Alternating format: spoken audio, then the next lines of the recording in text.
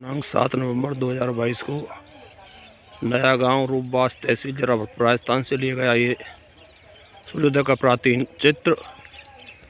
समय 6:44। खजूरों की अच्छी यहाँ पे घटा दिख रही है और धीरे धीरे सूरज अपनी ऊंचाई की ओर बढ़ रहा है, जिसके आप देख रहे हैं। जय गुरुदेव चैनल से ये चित्र लिया गया है।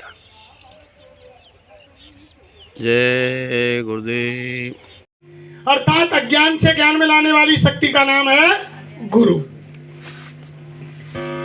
जो यानी रोजाना परमात्मा के पास आता जाता है, उसका रास्ता बना हुआ है, उसको कहते हैं यानी गुरु। वही भगवान से मिला सकता है जिसने भगवान का घर देखा नहीं, भगवान का रास्ता देखा नहीं, और तुमने उनको गुरु बना लिया। तो रामायण में क्या लिख दिया कि गुरु शिष्य धन हरई शोक न हरई और सो गुरु घोर नरक में। यानी गुरु के धन को तो हरण कर लो। पहले तो गुरु की तलाश में यानी लोग जंगल जाए, ऋषि मुनि महात्माओं के आश्रमों पर धोती धोवे, लगोटी धोवे और लंगर बनावे, और फिर भी यानी वो नामदान ना दे। लेकिन आज तो घर घर आ जाए गुरु, कोई ठिकाने ना है। भागवत वाचवे वाला आ रहा है तो हमारे भाई लोग, हमारी माता बहन देवियां कि मुझे चेला बना लो, चेली बना लो। आप तो ऐसा है गो जो महात्मा कहते हैं कि गली गली घूमत फिरे और गुरु दीक्षा ले और नरक सुरक्षते का पली हमें रुपया। आप तो कोई ठिकाने ना गुरु, घर घर आ रहे, पहले तलाश करनी पड़ाई। अब तो घर घर घूम रहे कि धोती लिया, लगोटी लिया, 1 से 1 रुपया दक्षिणा के लिया, ये कंठी दाज, और आप तो तू मेरा चेला चेली है, पर मुंह पे गारंटी ना है कि तू स्वर्ग में जाए के जाके मुंह पे कोई पुण्य में तो तेरा गुरु।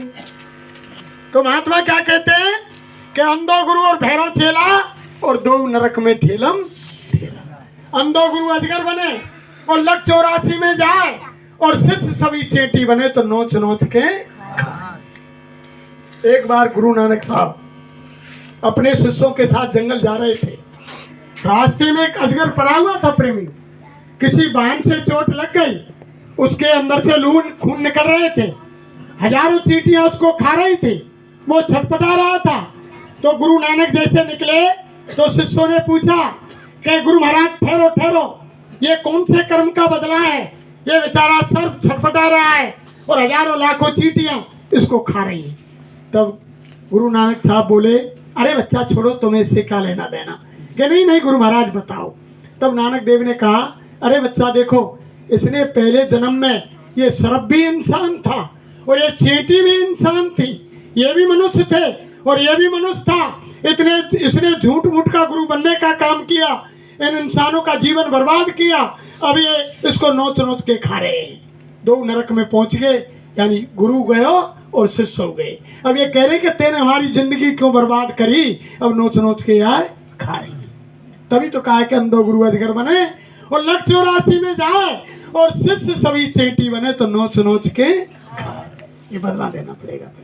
इसलिए गुरु कीजिए छान और पानी पीजिए जान। वैसे हम तुम कहा के पानी पीजिए छान और गुरु कीजिए जान। अब पानी तरकर का नाली घादी हो जाए, वह छान के पी लेंगे? नहीं, पानी जानबूझ के पीना चाहिए। कई मटका को है के गर्म है के ठंडो है के नाले को है के हैंडपंप को के आरओ को है के पोखर को के पोखरा को है, ये कहाँ को जानबूझ के जब पानी पीना चाहिए।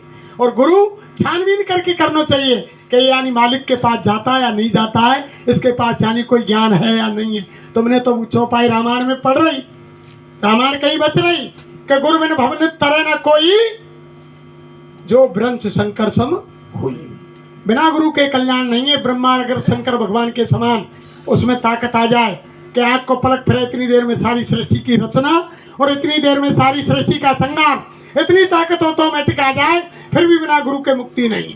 बट मंदिर पे कोई वारंटी मिले को मान के भाई रामायण ही कह रही, अब वही सुन के आऊँ कि बिना गुरु के कल्याण ना आए।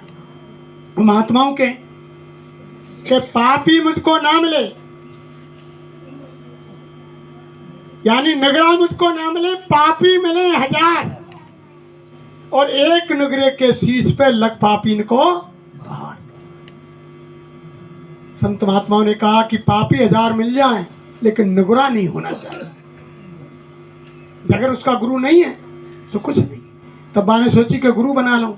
अम्मा मंदिर पे वारंटी बाबा, कोई आदमी की हत्या करा हुआ भैसे छुपावे को मामा ने दाढ़ी वाल रखा लिए, लाल पीले धोरे कपड़ा पहन लिए। माँ डंडोत जा करी के डंडोत बाबा तुम वो चेला बना जल्दी, निगुरे की कोई वैल्यू ना है, बिना गुरु के मुक्ति ना है। मान की ले बच्चा एक कंठी डांट तो का होगो, गुरु अंध बधिर कर चेला, एक नहीं सुने एक नहीं देखा, अंधो गुरु और भैरव चेला, और दो नरक में ठेलम ठेला। ऐसा तो ऐसा झूठ मूठ को गुरु मत बनाओ जो तुम ही सोच लें कि खाना पूर्ति करें। यानी हर चीज का जब तक पूरे सतगुरु नहीं मिलेंगे प्रेमियों, काम नहीं बनेगा। देखो मुसलमानों में एक रबिया नाम की भगत वही बहुत बड़ी रबिया, मुसलमानों में वो बेचारी, उसके घर परिवार कोई नहीं था, एक फकीर की शिष्या थी, संत की। मुसलमानों में फकीर कहते हैं, हिंदुओं में संत कहते हैं। तो फकीर की शिष्य थी। वो एक सेठ के यहाँ नौकरी करती थी प्रेमियों। मैं झाड़ू पोछा कराई, खाना बनावाई, और सेठ क्या नौकरी कराई। तो एक दिन अचानक क्या हुआ कि सेठ जी के घर पर ज्यादा मेहमान आ गए। तो रबिया शाम को वहां लेट हो गई। तो सेठ जी ने कहा कि बेटी रबिया तुम आज यहीं ठहर जाओ, अलग कमरा ले लो और उसमें तुम ठहर जाओ, आराम से उसमें रहना। अब तुम रात में कहाँ जाओगी, अब लेट हो गई, तुम्हारी यानी कुटिया झोपड़ी पर नहीं पहुंच पाओगी। तो रबिया सेठ के मकान में ठहर गई। अम्मा बहुत सारे मेहमान ठहरे हुए थे। अब रबिया सुबह 4 बजते ही रबिया भजन के लिए बैठ गई प्रेमियों। जब भजन किया रबिया ने, आंख बंद करके मालिक का ध्यान लगाया, कान बंद करके, तब उसकी आत्मा ऊपर के मंडलों में गई। तो रबिया के शरीर से, रोम रोम से वो उजाले की किरण निकलने लगी। यानी पूरे कमरे में यानी रोशनी हो गई, उजाला हो गया। तब सेठ ने एक अपने नौकर को भेजा कि जाओ और तुम रबिया को जल्दी उठाओ और उनके लिए कुछ चाय नाश्ता की तैयारी करें, हमारे मेहमान आए हुए हैं। जैसे ही वो नौकर रबिया के कमरे के पास आया प्रेमियों, तो उसमें जब खिड़की से जंगला से देखा तो रबिया के कमरे में उजाला हो रहा था। उस समय कोई बत्ती नहीं थी, बिजली वगैरह, दीपक जलते थे उसको बुझा देते थे। और सुबह के यानी 4-5 बजे अंधेरा था, पूरे कमरे में रोशनी हो रही। डर के कारण नौकर भक्कर गया और जाकर मालिक से, सेठ से कहा कि सेठ जी रबिया के कमरे में तो बहुत उजाला हो रहा है, शायद रबिया के कमरे में आग लग गई। दौड़ करके सेठ आया। सेठ ने जंगला से देखा कि ये भजन पर बैठी हुई है और रबिया की एक एक रूम से यानी वो प्रकाश की किरण निकल रही है। तब सेठ ने माथा ठोका और कहा, अरे के मैं इतने बड़े भगत से और मेरे यहाँ झूठे बर्तन और झाड़ू पोछा करवाता हूँ, यानी तुझसे अदम नीच यानी कोई नहीं, कि आज के बाद मैं इसे भगत से यानी मैं कभी काम नहीं करवाऊंगा। सेठ जी वहां से वापस आ गए। रबिया भजन से उठी, फिर नौकर को भेजा कि रबिया को बुला कर लाओ। नौकर गया कि रबिया बहन तुमको सेठ जी बुला रहे हैं। रबिया डर के मारे कांपती गई कि ना जाने कौन सी गलती मुझसे हो गई जो सेठ जी मुझे बुला रहे हैं, आज तक तो बुलाया ही नहीं, मैं अपना काम करती रहती थी। जब डर के कारण रबिया वहां पहुंची, हाथ पैर हिल रहे थे, तो सेठ जी ने कहा, अरे बेटी रबिया तुम कांप क्यों रही हो, कि सेठ जी मुझसे क्या गलती हो गई, मुझे क्यों बुलाया है। अरे बच्ची गलती नहीं हुई तुमसे, देखो तुम इतनी बड़ी भगत, मैंने बहुत बड़ा गुनाह किया, तुमसे झूठे बर्तन साफ कराए, झाड़ू पोछा करवाया, आज से तुम मेरे घर में रहोगी और तनख्वाह बदस्तूर लोगी और यानी कोई काम नहीं करोगी। तब रबिया ने क्या कहा, वो तो फकीर की संत की दास थी प्रेमी, कि सेठ जी अगर मैं तुम्हारे घर में काम करूंगी तो तनख्वाह लूंगी, अगर काम नहीं करूंगी तो मैं तुम्हारी तनख्वाह नहीं। सेठ ने कहा कि बेटी रबिया काम तो मैं तुमसे नहीं करवाऊंगा, आज मुझे मालूम पड़ गया कि तुम कितनी बड़ी भगत हो। रबिया सेठ जी के वहां से छोड़ करके प्रेमियों घर आ गई। जब घर आ गई तो एक दिन क्या हुआ प्रेमियों, रबिया के पास 2 रोटी का आटा था। 2 रोटी पकाई रबिया ने। जब खाने के लिए बैठी तो इतने में एक भूखी कुतिया आ गई और आकर के बैठ के पूंछ को हिलाने लगी। रबिया ने देखा कि इसका पेट अंदर घुसा हुआ है और मुझसे ज्यादा भूख इसको है। एक रोटी उठा करके कुतिया को डाल दी। फिर वो मालिक का भोग लगा करके अपने सतगुरु दाता दयालु का फिर वो खाने की तैयारी करने लगी। इतनी देर में एक बिल्ली म्याऊं म्याऊं करके उसके पास आ गई। वो भी देखा कि ये भी भूखी है और मुझसे ज्यादा जरूरत इसको है। वो रोटी भी उसने उठा करके डाल दी। इस सारे काम को एक उनकी पड़ोसन देख रही थी। थोड़ी देर रबिया बैठी, मालिक का ध्यान धर के पानी पी करके रह गई, खाट में बैठ गई। इतनी देर में प्रेमियों 9 मेहमान रबिया के घर पर आ गई। एक नहीं 9। कोई रबिया के पास खाना बनाने के लिए कोई साधन नहीं। अब रबिया कहने लगी, हे दाता दयालु, अब मैं क्या करूं? मेरे पास 9 मेहमान आ गए। ये सब सीन उनकी पड़ोसन देख रही थी कि रबिया के पास 2 रोटी का आटा था। 2 रोटी पकाई, एक कुत्ते और बिल्ली को डाल दी। रबिया के पास कोई साधन नहीं है, जल्दी करी उसकी पड़ोसन ने और 18 रोटी बना करके और रबिया के पास नौकर से भिजवा दी। जब रबिया के पास प्रेमियों नौकर लेकर गया तो रबिया ने रोटियों को गिना कि ये 18 हैं। रबिया बोली कि मालिक का विधान तो ये है कि 1 की 10 देता है। मैंने तो 2 दी, 2 की 20 होनी चाहिए। हमारे गुरु महाराज कहते थे ना कि मालिक 1 की 10 देता है। तो रबिया कहने लगी कि मालिक का विधान तो यह है कि 1 की यानी 10 देती है और ये 18 कैसे रह गई? होनी तो 20 चाहिए थी। नौकर से कहा, अपने मन में ही विचार किया, 12 बाज नहीं निकाली और कहा ये रोटी तुम वापस ले जाओ। कि तो उस मालिक से गलती हो गई या भेजने वाले से गलती हो गई? मालिक का विधान तो ऐसा है कि 1 की 10 देता है और मैंने 2 दी है, 2 की 20 होनी चाहिए।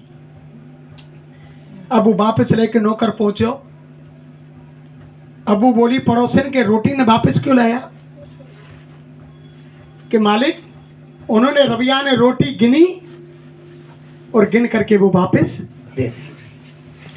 तब फिर माने गिनी, अरे कि गलती तो मुझसे हुई है, 9 तो उसके मेहमान ही हैं और 1 वो रबिया, 10 है गई, 10 की मुझे 20 धरनी थी। फिर दोबारा उसने 20 रोटी रखी और नौकर लेके गयो। रबिया ने गिन कर वे रोटी रख ली।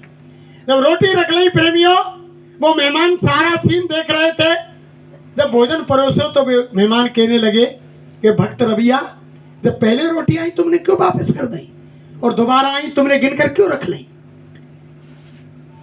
अरे के भक्तों, मैंने सुना है, मेरे मालिक ने, मेरे फकीर ने, मेरे मुर्शिद ने सत्संग में बताया कि मालिक 1 की 10 देता है। तो जब पहले रोटी आई तो 18 थी और मैंने 2 दी। कि या तो मालिक खुद भूल गया, उसने अपने विधान को गलत कर दिया, या वो देने वाला भूल गया। मैंने तो 2 दी है, 2 की 20 होनी चाहिए, इसलिए मैंने वो वापस कर दी। जब वो 20 लेके आई है तो मैंने रख ली। तो अरे धर्म प्रेमियों, गुरु महाराज मन से कहते थे, अरे बच्चा, मैं किसी का 1 बूंद पानी नहीं रखता हूं। जो मुझको 1 गिलास पानी पिलाता है, मैं उसके बदले में उसको 10 गिलास देता हूं। ये कदापि नहीं रखते। थोड़ा कदम तो बढ़ाओ, विश्वास तो करो। अरे कोई चीज या कुछ किसी की नहीं है प्रेमियों। हमारी माता बहन देवियों से भी मैं कहना चाहता हूं, अरे तुम धर्म पत्नी बनो। अरे माता बहन देवियों, पत्नी मत बनो। पत्नी और धर्म पत्नी में भी अंतर होता है प्रेमियों। पत्नी उसको कहते हैं, हमारे 100 रुपया उगाई चल रही है, कोई मंदिर के भंडारे की या कोई वहाँ अन्नकूट है रो, कुछ है रो, या कोई काम की उगाई है रे, उगाई बारे आगे हम बार कोई यानी पापी नीच को कर्मी गए गुजरे जीव के ढंग कि भैया उगाई है रही है और उगाई दे दे। मैंने 100 रुपया निकाल के दिए, इतने में हमारी वो आ गई पत्नी, माने हाथ पकड़ लियो कि क्या कर रहे हैं कि मंदिर की वो उगाई बारे आए, 100 रुपया दे रहा हूँ। कहेगो दानी, बस छोरा पे चड्डी ना है, बस बनियान ना है, वहाँ पे किताब ना है, घर में चीनी ना है, ला वो खुद है 100 रुपया 2.5 किलो चीनी आ गई, 10 दिन आप काम चलेगो। हेगो दान दाता, तो वो कौन होती है धर्म प्रेमियों? पत्नी, जो खुद पतन को जा रही है और पूरे परिवार पतन की तरफ ले जाए। एक होती है धर्म पत्नी प्रेमियों। हमारे इंदल भैया के डिंग आए या दादा के डिंग आए के बार की उगाई दे दे। अब इनने 100 को नोट निकाल के उगाई को दियो। अब वो धर्म पत्नी आ गई, भैया इंदल को हाथ पकड़ लियो कि तुम क्या कर रहे हैं? कि 100 रुपया दे रहा हूँ। कि तुमने अंदाज ना है मैं कितने बड़ो भंडारो हेरो है, के गामन को भंडारो करने 100 रुपया दिखा काम चलेगा? के तो 5 से करो, कहने 11 से करो। हाँ के बात तो तू सही कह रही, लिया तो जा भीतर दे। 1100 रुपया ला के निकाल के दे दिए। वो कौन होती है? धर्म पत्नी, जो खुद यानी धर्म के रास्ते पर जा रही है और पूरे परिवार धर्म की तरफ। तो माता बहन देवियों से मैं हाथ जोड़ के विनती प्रार्थना करूंगा कि आप पत्नी मत बनो, आप धर्म पत्नी बनो। और 10 गुना देता है वो मालिक, कदापि भी आप ये मत करो। एक बार आप विश्वास भरोसा तो करके देखो। ये महात्मा बहुत दयालु होते हैं। गुरु महाराज ने सारी बात, अरे कि बच्चा जब तुम याद करोगे तो मैं तुमको दूंगा, ऐसी बात नहीं। इनके पास छोटी मोटी विद्या नहीं है प्रेमी, टुकड़ा देते हैं दया के लिए। देखो एक बार गुरु गोरखनाथ और कबीर साहब की पुत्री कमाली रविदास महाराज के पास पहुंच गई। रविदास के पास यानी वो कमाली लेकर गई गुरु गोरखनाथ जी को। तो गुरु गोरखनाथ तो दूसरे स्थान के पहुंचे, वो बहुत घमंडी जीव थे, महात्मा थे, अहंकार था। तो रविदास जूती बना रहे थे प्रेमियों। जूती जो चमड़े गलाने वाला जो कुंडा होता है उसमें से उठा करके चिन्नामृत लेकर के, वो सतलोक का अमृत था, भर के अंजलि में और कमाली को दे दिया। कमाली जानती थी, उसने उसका आचमन कर लिया, पी गई। जब दूसरी बार दिया गुरु गोरखनाथ को तो गुरु गोरखनाथ ने मुंह फेर लिया। अरे कि चमड़ा गलाने वाली कुंडी का पानी, इसको मैं पीऊंगा? तो कमाली ने गुरु का अपमान होते हुए देख करके अपना दोबारा हाथ बढ़ा दिया। रैदास जी महाराज समझ गए कि गुरु गोरखनाथ जी दया को ठुकरा रहे हैं, ये दया लेना नहीं चाह रहे। कमाली ने दोबारा हाथ कर दिया, फिर उन्होंने वो लेकर के फिर उस अमृत का पान कर गई। अब कमाली की शादी, अब वो शहर समय पाकिस्तान में है, मुल्तान शहर में कर दी गई। मुल्तान शहर में कर दी गई प्रेमियों। तो एक दिन वो अहंकार को लेकर के गुरु गोरखनाथ महाराज अपने कमंडल को लेकर के दरवाजे दरवाजे पर गए कि भिक्षा माई भिक्षाम दे।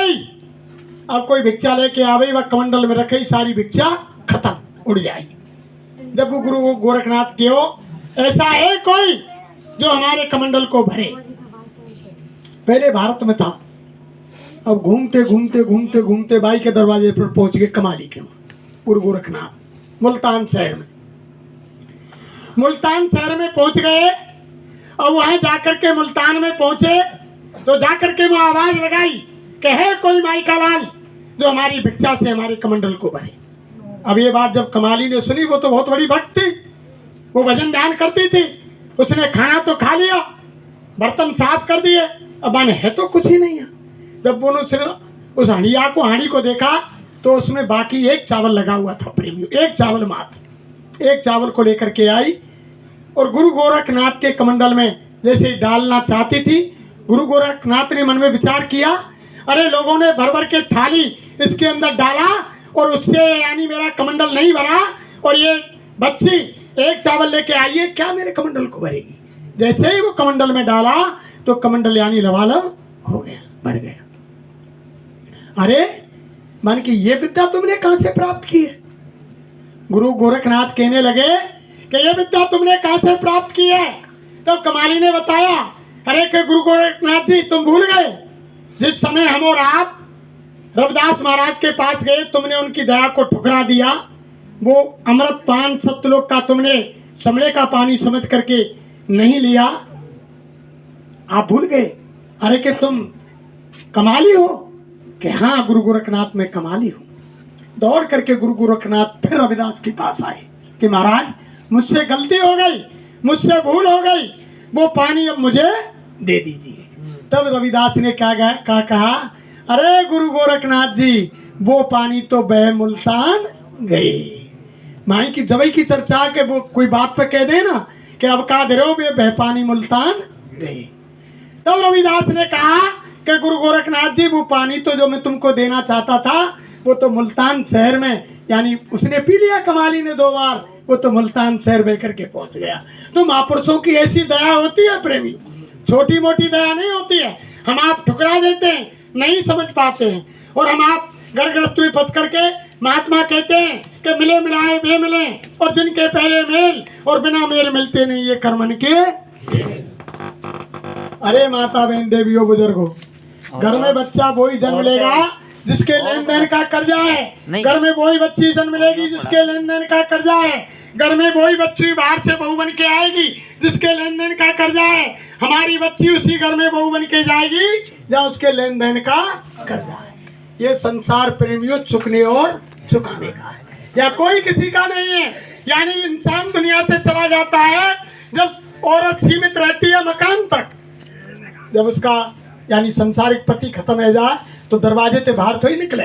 औरत सीमित होती है मकान तक, और समाज जाता है शमशान तक, और बेटा जाता है अग्निदान तक, और इंसान के कर्म जाते हैं भगवान, यानी इंसान के कर्म जाते हैं। इसलिए कोई सच्चा साथी बना लो जिससे तुम्हारा लोक भी बन जाए और परलोक भी बन जाए। सच्चे साथी महात्मा होते हैं, जो गुरु महाराज ने कहा, रे बच्चा, जब तुम जय गुरुदेव बोलोगे तो मैं मिलूंगा और तुम्हारी यहाँ भी मदद करूंगा और वहाँ भी मदद करूंगा। सही महाराज ने कहा, जिस प्रेमी को मैंने नामदान दिया और जो यानी भजन करता है, मेरे आदेश का पालन करता है, अगर मैं सत्संग मथुरा में दे रहा हूँ और मेरा प्रेमी बम्बई में है, और अगर उसके सांसों की पूंजी दौलत खत्म हो गई तो आत्मा यानी निकल गई, शरीर मुर्दा हो गया, कोई भी यम के दूत और धर्मराज और यमराज की कोई हिम्मत नहीं जो मेरी अपनाई हुई जीवात्मा से हाथ लगा दे। मेरे जीव की मैं ही संभाल करूंगा। अच्छा, मथुरा में है वो और बम्बई में वो आत्मा है। तो ये हर जगह जो हम यानी कर रहे हैं उसको स्वामी जी देख रहे हैं, और जो हम कह रहे हैं उसको गुरु महाराज सुन रहे हैं। इसलिए प्रेमियों, गुरु को सिर पर राखिए, चलिए क्या माए, और कहे कबीरता दास को 3 लोक भय, और सिर से गुरु उतरे और शब्द विहीना होए, और ता को काल घसीटिए रोक सके ना। अगर गुरु को तुमने उतार दिया, साइड में कर दियो और चेला के चेला बनिए, तो फिर वह कोई रोको बारो ना, वह सीधो काल घसीटे। अरे देखो धर्म प्रेमियों, हमारे घर के अंदर अगर पति पत्नी में सच्चा प्रेम है तो वो गृहस्थ जीवन स्वर्ग के समान व्यतीत होता है, नहीं होता? कोई चेचे चप्पड़, कोई लड़ाई झगड़ा नहीं होता है।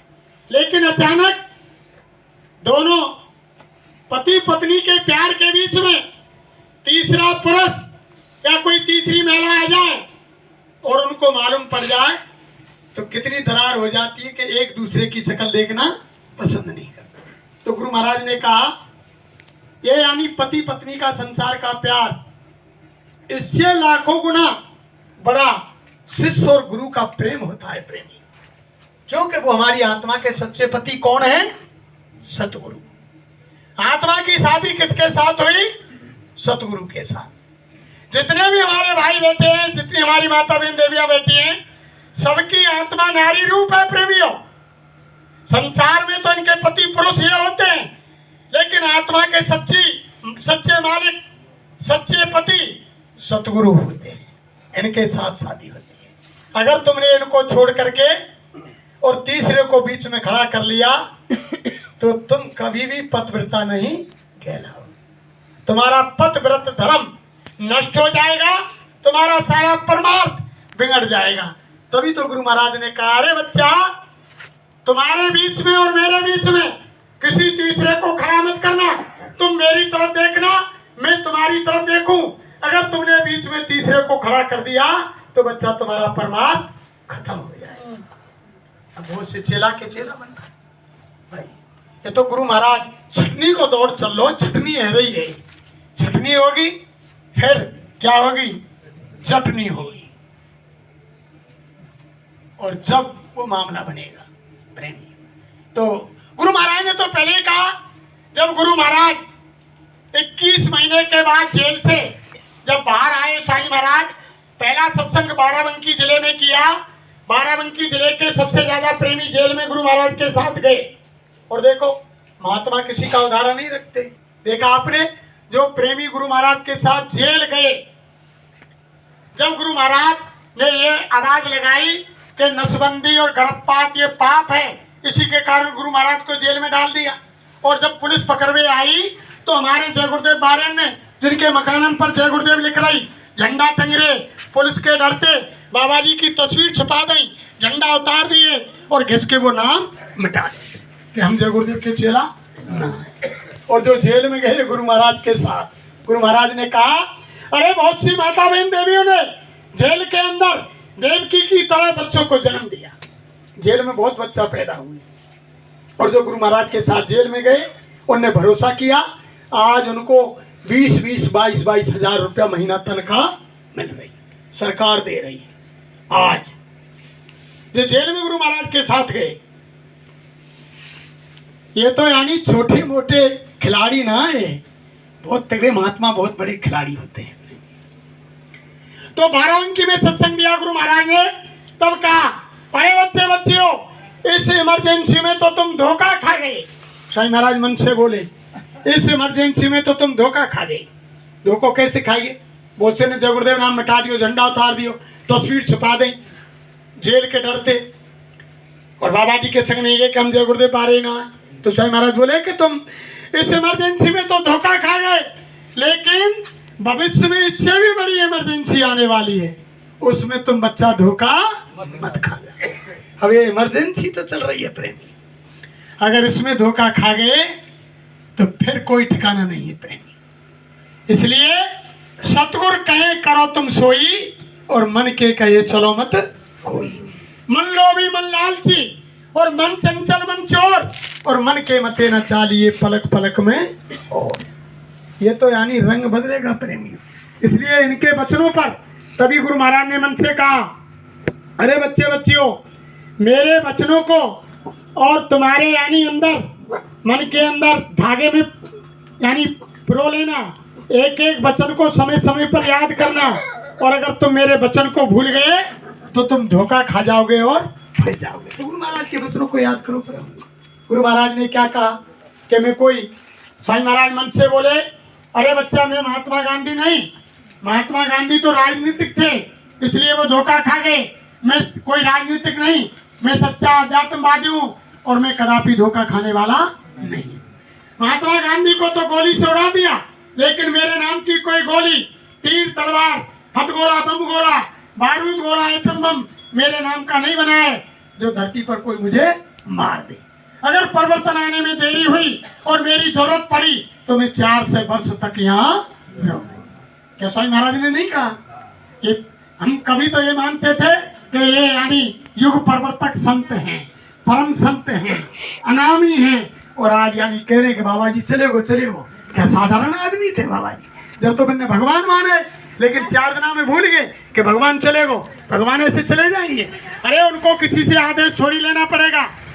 जब भगवान राम ने प्रेमियों नकली सीता बना दी, 3 लोक के नाथ ने, तो गुरु महाराज तो अनामी धाम की शक्ति है, कितने शरीर बना सकते हैं, कितना ज्ञान ही कर सकते हैं। जब यानी त्रेता के अंदर राम की लीला को लोग नहीं जान पाए, द्वापर में कृष्ण की लीला को लोगों ने नहीं जाना, तो अब तो कलयुग में गुरु लीला हो रही है प्रेमी।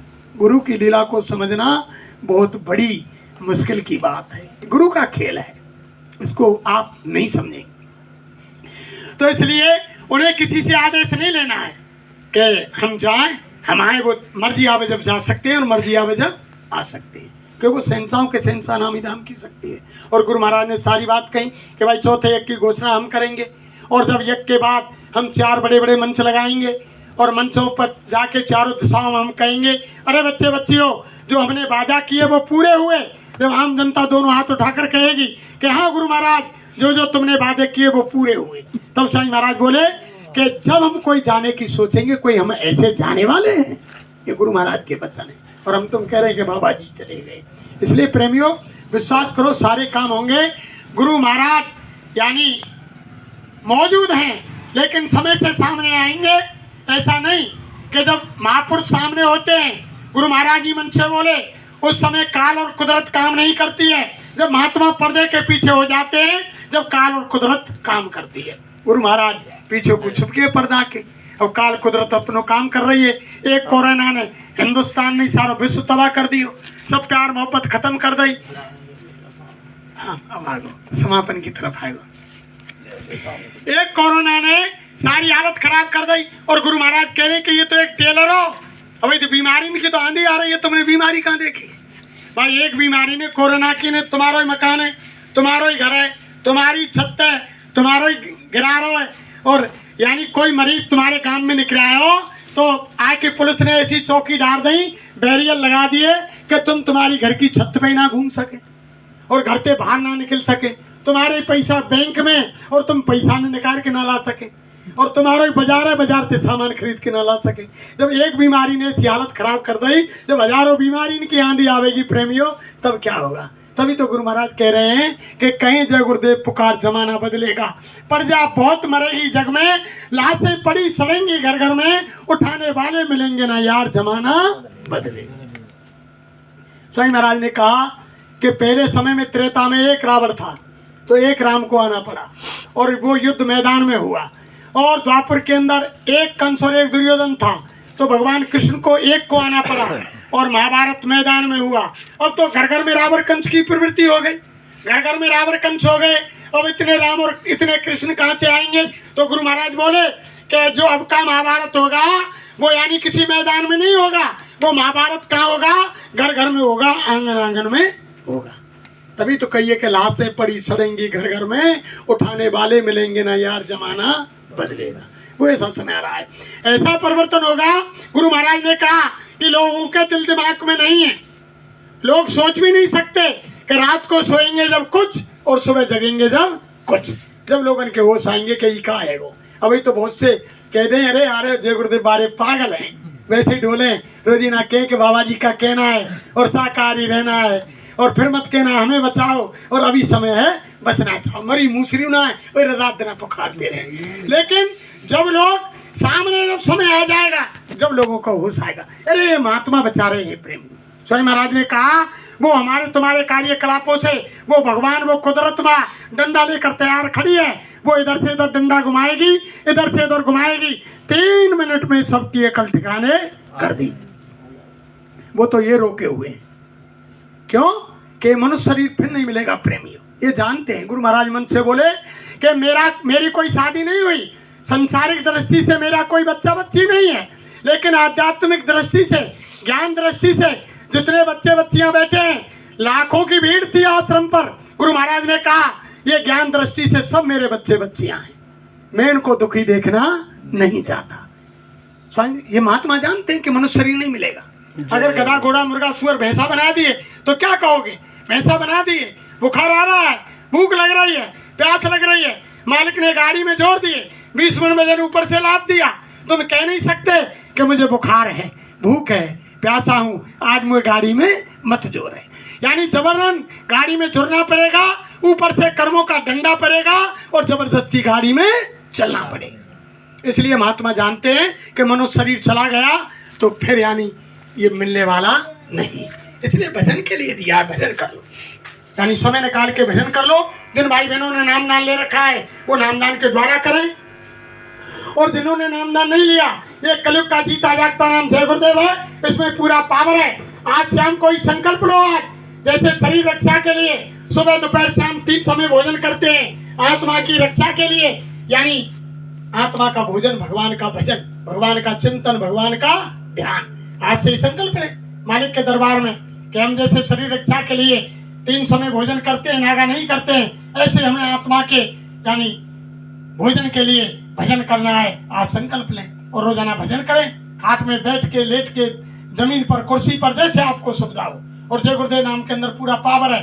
आप आज रात को ही जय गुरुदेव बोल के जब भजन करेंगे, तो यानी घर में कितनी सुख शांति, आपकी बुद्धि में कितनी शांति आती है, कितना घर के अंदर अमन चैन आता है। यानी देखो कितना नाम के अंदर पावर है। अगर सच्ची आत्मा से आपने 10 दिन 20 दिन लगातार महीना भर किया तो ये बाबा जी तुम्हारे सिराने आकर खड़े हो जाएंगे और कहेंगे अरे बच्चा तुम भजन करते हो, लो नाम दान ले लो। कोई माता बहन देवी करेगी, अरे बच्ची तुम भजन करती हो, ये नाम दान ले लो, बैठे हो जा, ये आकर के दर्शन देंगे। ऐसे दयालु बाबा हैं, बहुत जगह इन्होंने नामदान दिया और दर्शन दिया, ऐसी बात नहीं है। तो प्रेमियों, ये मनुष्य शरीर भजन के लिए मालिक ने दिया है। यानी आहार निद्रा भैचो मैथुनम, पेट भरना, बच्चे पैदा करना, बच्चों की परवरिश करना। जानवर पक्षी भी करते हैं इस काम को, तो जानवर बच्चा पैदा करते हैं, उनको यानी परवरिश करते हैं, और पक्षी बच्चे पैदा करते हैं, वो दूर दूर से चुग्गा लाते हैं और उनको यानी भोजन खिलाते हैं। जब पंख आकर के बड़े हो जाते हैं और वो फुर से उड़ जाते हैं, सारी मोह ममता खत्म हो जाती है और वे रहने के लिए घोंसला बनाते हैं। भैया एक छोटी चिड़िया होती है, कितना सुंदर घोंसला बनाती है, अंदर बच्चा देने को अलग, बाहर रहने को अलग। तो महात्मा कहते हैं कि जिन काम को पशु पक्षी जानवर कर रहे हैं, उन्हीं कामों को मनुष्य शरीर पाकर करें। तो मनुष्य और जानवर पक्षी में कोई अंतर नहीं है। ये मनुष्य शरीर तो विशेष काम के लिए दिया है। अपना काम बना लो, जो निकल गई सांसें वो तो निकल गई, रही सही में अपना काम बना लो। अगर आपने मालिक का ध्यान भजन स्मरण नहीं किया तो मनुष्य शरीर बेकार चला जाएगा और फिर जन्म जन्मांतरों तक आपको ये मनुष्य शरीर मिलने वाला। धर्म प्रेमियों, अगर हमसे कहने सुनने में कोई अपशब्द निकल गया हो और किसी भाई बहन के हृदय में ठेस पहुंची हो, तो हम तो आपके आंगन के बच्चे हैं, हमें माफ करें। ना हम कोई संत है, ना महात्मा है, ना हम कोई ज्ञानी है, ना हम कोई विज्ञानी है, ना हम कोई विद्वान है, ना हम कोई वक्ता है। हम तो आप जैसे जिम्मेदार के बच्चे हैं और ना हम आपको कोई सत्संग सुनाने आए, ना हम कोई ज्ञान देने आए, ना हम कोई उपदेश सुनाने आए। हम तो बाबा जय गुरुदेव जी महाराज के इनके पाती दूत हैं, इनके नाई हैं। इन्होंने आदेश दिया, अरे बच्चे बच्चियों मेरा संदेश जाकर के सुना दो। ये बाबा जी की बात है, इनका संदेश है, इनका संदेश आप भाई बहनों को सुनाए, हमारी कोई इसमें बात नहीं। इसलिए गुरु महाराज ने कहा कि हाथ जोड़कर विनय हमारी और हो जाओ सब शाकाहारी। और बाबा जी की अर्जी है और आगे आपकी, आपको तो बाबा जी का संदेश है, मानना ना मानना वो आपकी मर्जी का खेल है, जैसा देख लो। ये तो आगाह करते हैं संत महात्मा। आप सभी प्रेम से बोले जय गुरुदेव।